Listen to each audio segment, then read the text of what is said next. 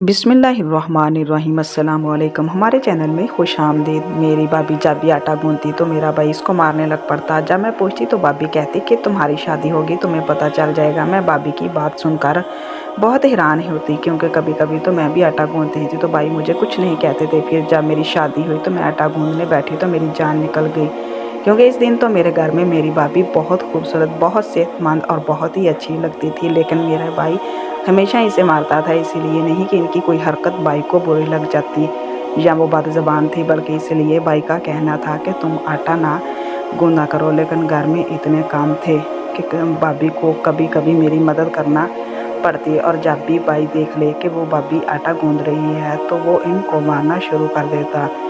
हम लोग joint family में रहते थे। मेरे चाचू के बच्चे भी हमारे साथ ही रहते थे, जो कि सारे जवान थे। इस घर में खाना सबका एक ही बनता था, इसीलिए काम बहुत ज़्यादा होते थे। मेरे भाई को कोई परवाह नहीं थी, वो सबके सामने मेरी भाभी पर हाथ उठाता। एक दिन भाभी से पूछ लिया कि भाभी आप आटा गूंथती हो तो भाई आपको क्यों मारता है? तो ऐसा तो पहली दफ़ा ही सुना और देखा है। तब मेरी भाभी ने नहायत ही अजीब बात कही कि जब तुम्हारी शादी होगी तब तुम्हें पता चल जाएगा। लेकिन मुझे इस बात की समझ नहीं आई, क्योंकि मैं भी तो आटा गूंथती थी। लेकिन भाई मुझे तो नहीं मारता था। जब मेरी शादी हुई तो जब मैं एक दिन बैठकर आटा गूंथ रही थी तो मेरा शौहर मेरी तरफ आया और मुझे बालों से पकड़कर बोला कि तुमने, मेरा नाम महरीन है, हम लोग जॉइंट फैमिली में रहते थे। मेरी माँ इस दुनिया में नहीं थी और इस घर में बहुत कम औरतें थीं और मर्द बहुत ज़्यादा। में मेरी एक कज़न और बस हम ही औरतें थीं। बाकी इस घर में सब के सब मर्द ही थे। इसीलिए मेरे भाई की शादी करवाने के बारे में सोचा गया। इस घर में कोई समझदार लड़की आ जाए जो इस सारे घर को संभाल ले, हम दोनों की मदद करे। मेरी कज़न तो सिर्फ 14 साल की थी और पढ़ाई भी करती थी, जबकि मुझे मैट्रिक के बाद घर बैठा लिया गया था और मेरी उम्र 17 साल थी। कभी कभी घर में जब भी ज़्यादा मेहमान आ जाते तो हम इसे संभालने ना जाते। कभी चावल ख़राब कर देती, कभी सालन में नमक ज़्यादा हो जाता। भाई शादी के मूड में बिल्कुल भी नहीं था, शादी नहीं करवाना चाहता था। लेकिन बाबा के कहने पर मान गया और इसके लिए एक अच्छी सी प्यारी सी लड़की को तलाश किया गया। मेरी भाभी कोई दुबली पतली ना थी, लेकिन इनका वज़न इनको सूट करता था, यानी कि वो बहुत प्यारी लगती थी। जो अभी कपड़े पहनती तो इन पर कपड़े बहुत अच्छे लगते थे। सच कहते हैं कि बहुत ज़्यादा दुबली पतली औरत भी अच्छी नहीं लगती। ऐसा लगता है कि कपड़ों के हैंगर में टांग दिया गया है।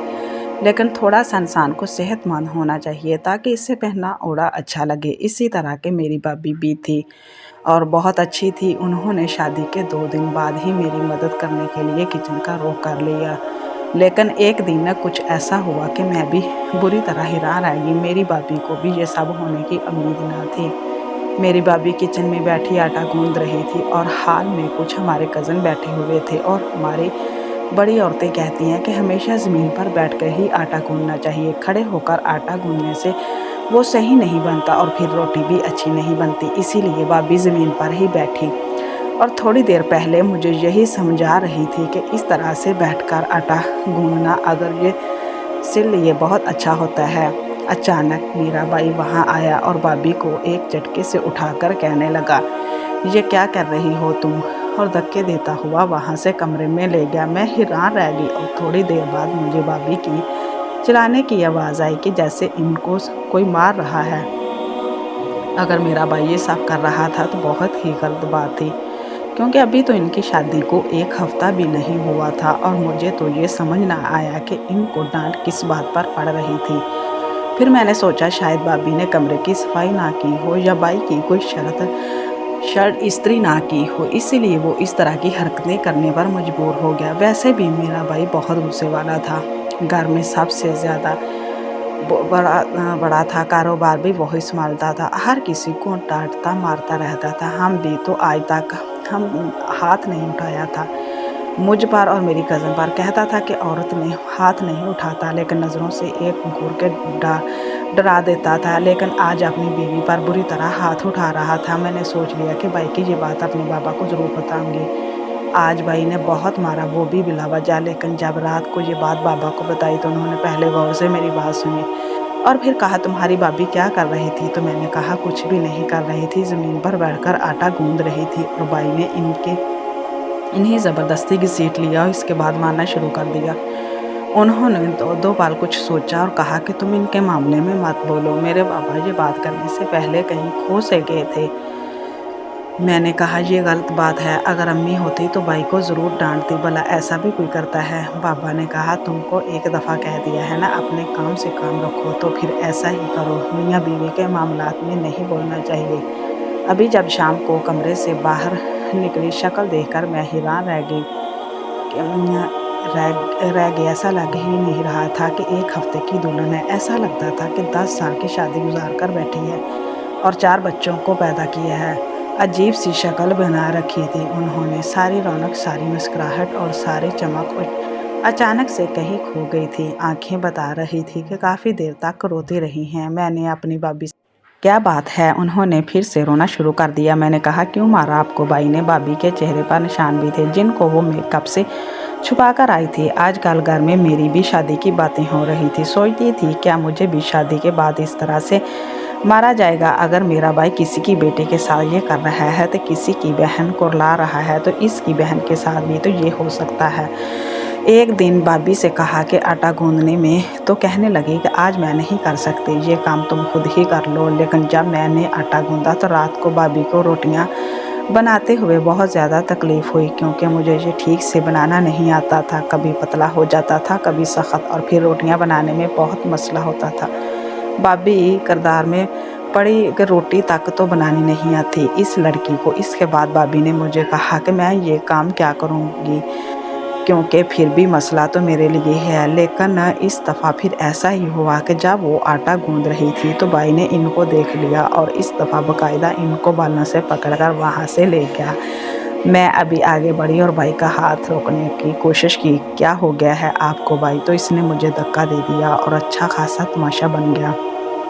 घर के बाकी कज़न भी जमा हो गए, वो भी बाई को रोकने लगे। आप क्या कर रहे हैं? तो उन्होंने कहा जो आगे बढ़ा हमारे मामले में बोला इसकी ज़बान नोच लूँगा। सब बाई से बहुत डरते थे, फौरी पीछे हट गए। इनको इस मामले में पड़ने का कोई ज़रूर बेइज्जती नहीं करवानी थी। भाभी के साथ फिर वही हुआ जिसका डर था। मुझे भाभी के लिए बहुत दुख हो रहा था। अगले दिन इनकी हालत फिर से बहुत बुरी थी, बल्कि इस दफ़ा इतनी ज़्यादा बुरी थी कि चकरा कर गिर गई तो डॉक्टर के पास ले जाना पड़ा।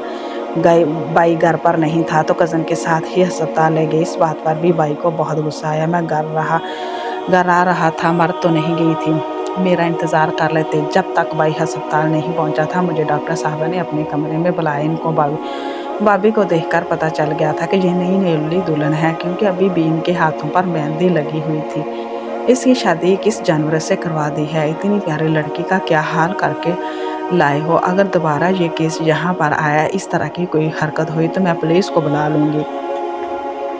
इसने कहा अपने भाई को समझाओ, ये इंसान समझाए जानवर ना समझे। डॉक्टर तक को एहसास हो गया तो फिर मैं कोई पत्थर की नहीं बनी हुई थी। लेकिन भाई से बात कौन करता? बाबा ने तो कह दिया कि इनके मामले में नहीं बोलना। भाभी कोई नहीं कमरे में लेकर आई तो वो छत की तरफ घूर रही थी। मैंने कहा भाभी आप जब भी आटा गूंदती हैं तो भाई आपको क्यों मारता है? आपने नोट किया कि जब आप आटा गूंदती हैं तभी अब भाई आपको मारता है? मेरी भाभी ने मुझे हैरान होकर देखा और कहा जब तुम्हारी शादी हो जाएगी तो पता चल जाएगा।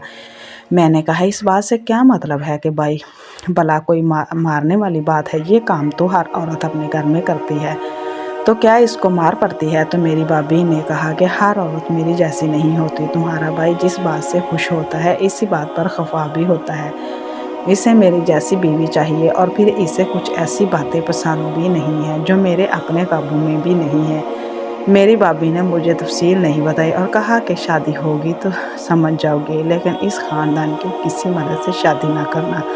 लेकिन मेरी शादी की तो बात मेरे कज़न के साथ ही चल रही थी, क्योंकि मेरे बाबा का कहना था कि एक अकलौती बेटी को गैरों में नहीं दे सकता। जब घर लड़कों से भरा हो पड़ा था और जिससे मेरी शादी की बात हो रही थी वो मेरे भाई का एक बहुत ही करीबी दोस्त भी था और मेरे भाई की तरह वो भी गुस्से वाला था। मुझे डर लगने लगा कि कहीं मेरा हाल भी मेरी भाभी वाला ना हो। अब तो भाई ने भाभी को किचन में आने से ही रोक दिया था कि बस कमरे में ही रहे और किचन के बाहर के काम करे, जैसा कि कपड़े धोना, ये इस्त्री करना, सफाई करना। लेकिन ये काम भी तब करे जब सारे घर वाले सो रहे हों और घर में कोई भी ना हो। इस बात पर मेरे बाबा भी बोल पड़े कि किस किस्म की पाबंदियाँ लगा रहे हो।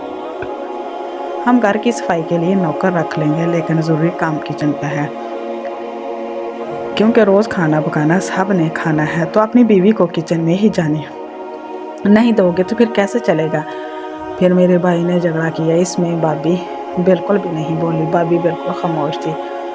मैंने कहा कोई बात नहीं। फिर मेरे भाई ने एक हरकत की, किचन का दरवाज़ा हाल की तरफ खुलता था, इसको हमेशा के लिए बंद करवा दिया, एक दीवार की सूरत में ढाल दिया। लेकिन इससे किचन में इतनी गर्मी हो गई कि हमारी जान निकलने लगी। 1 घंटा खड़ा होना भी अज़ाब बन हो गया था। एक छोटा सा दरवाज़ा था जो बाहर से खुलता था, वहीं से हम आते जाते थे। खिड़की ना थी और ना ही कोई और दरवाज़ा। इस बात पर भी हमने शोर डाला कि इस तरह तो हम यहाँ पर गर्मी में ही सड़ मर जाएंगे। लेकिन भाई को कोई परवाह नहीं थी और भाभी को तो मैं देखकर हैरान थी कि वो गर्मी के मौसम में भी बंद गले और बंद आस्तीनों वाले कपड़े पहनना शुरू हो गई थे। इनको गर्मी नहीं लगती थी, लेकिन इंसान जितना भी कह दे कि मुझे कुछ नहीं हो रहा, कुछ चीज़ें तो गर्मी लगती है कि वो बार बार बेहोश हो जाती। मामला बहुत ख़राब चल रहे थे। एक दिन भाभी से कहा कि मुझे बताएं ये सब क्या हो रहा है, तो आपकी मदद करूँगी। तो भाभी ने मुझे कहा कि अपने काम से काम रखो और अपनी शादी की तैयारियां करो, तुम्हारे लिए दुआ करोगी, ये सब कुछ भूल जाओ। भाभी ने मुझे कोई बात ना बताई, पता नहीं क्या बात है। अपने भाई के कहने पर भाभी से भी दूर रहने लगी और इनसे कुछ भी ना पूछ सकती थी, क्योंकि वो बताती भी नहीं थी। इन्हीं दिनों मेरी भी शादी होगी और मेरी शादी मेरी कज़न से हुई, इसीलिए मैंने यहाँ से रुखसत नहीं होना था। एक दिन मैं भी आटा गूंदने बैठी और यही सोच रही थी कि पता नहीं आटा गूंदने से क्या होगा। भाभी ने कहा था कि जब तुम्हारी शादी होगी तो तुम्हें पता चल जाएगा। मेरा शौहर अचानक किचन में आया। इसने मुझ पर हाथ नहीं उठाया, लेकिन मुझे बाजू से पकड़ कर ले गए। इसने मुझे यही कहा कि आइंदा इस तरह की हरकत मत करना। मैं परेशान होगी। मैं अपना अंजाम भाभी जैसा नहीं करवाना चाहती थी, इसीलिए मैंने पहले ही इस बात की तह तक पहुंचना चाहती थी। जाकर भाभी के कदमों में बैठ गई और कहा कि इससे पहले मेरी ज़िंदगी भी आपकी ज़िंदगी की तरह बर्बाद हो जाए, मुझे बताएं कि बात क्या है। तो भाभी ने अपनी ज़ुबान खोली। मेरी भाभी ने कहा कि तुम्हारा भाई ज़हनी मरीज़ा है, इसके दिमाग में इसके बचपन की एक याद फंस गई है, जिसकी वजह से वो मुझे मारता है, मुझसे बदला लेता है। शायद तुम्हें भी इस बात पर गुस्सा आए, लेकिन ये हकीकत है कि तुम्हारी माँ ने तुम्हारे बाप के साथ बेवफाई की थी। तुम्हारा एक चाचू इस शहर में नहीं रहता, मुल्क से बाहर होता है, और इसके तुम्हारी माँ का चक्कर था, क्योंकि तुम्हारे बाबा घर से बाहर रहते थे, दूसरे शहर में काम करते थे। वो तुम्हारे चाचू को आटा गूंदते हुए इनको अजीबोगरीब किस्म के इशारे किया करती थी। मेरा वो जो थोड़ा भाई है, इसीलिए जब मैं आटा गूंदती हूँ तुम्हारे भाई को लगता है कि मैं भी कुछ ऐसा ही कर रही हूँ। और ये घर तो वैसे भी मर्दों से बड़ा हुआ है।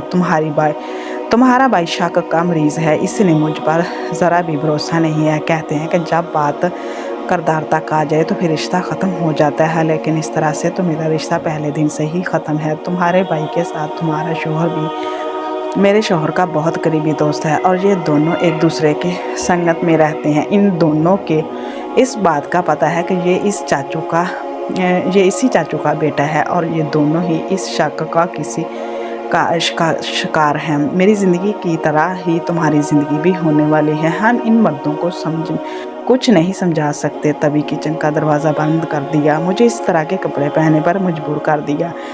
दिन रात मुझे अलग लगा रहता था। बंद दरवाजे के पीछे मारपीट अलग होती। मैं नहीं जानती थी कि तुम्हारे साथ ऐसा हो, ऐसा तो किसी के बेटी के साथ ना हो। वो रोने लगी और मैं भी।